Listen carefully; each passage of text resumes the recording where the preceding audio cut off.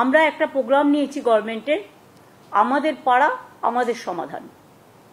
এক্ষেত্রে সিস্টেমটা হচ্ছে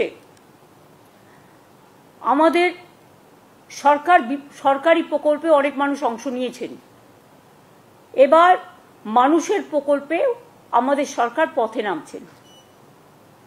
যদিও এটা খুব ছোট্ট প্রোগ্রাম, কিন্তু যদি বিস্তৃতি দেখেন তাহলে এর বিস্তৃতি খুব ব্যাপক।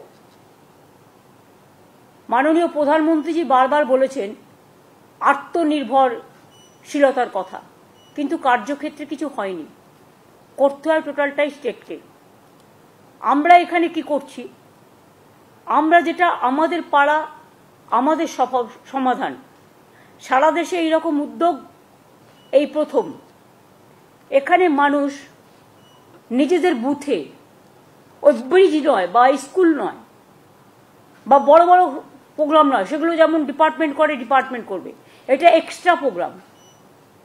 গ্রামে ছোট ছোট সমস্যা থাকে, সেটা আমাদের সরকারি অফিসাররা শুনবেন এবং তাদের একটা জায়গায় একত্রিত করবে। 3টে করে বুথ নিয়ে একটা সেন্টার হবে, একটা পাড়া হবে।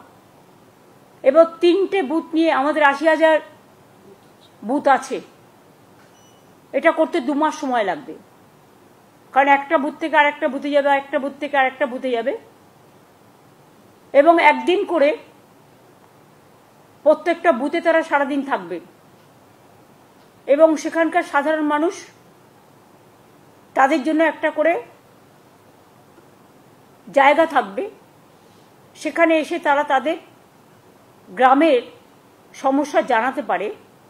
এটা গ্রামের সমস্যা এবং সেক্ষেত্রে আলোচনা করে সরকারি অফিসাররা ঠিক করবেন কতটুকু আমরা করতে পারি।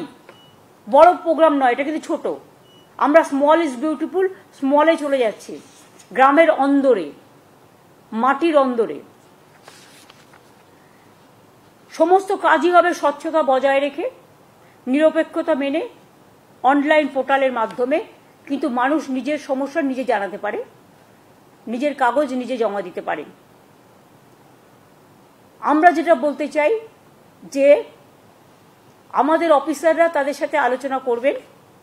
3টে বুথ নিয়ে একদিন করে ক্যাম্প হবে পাড়ায় পাড়ায়, মানে 3টে বুথ নিয়ে। আমাদের 80,000 বুথ আছে এবং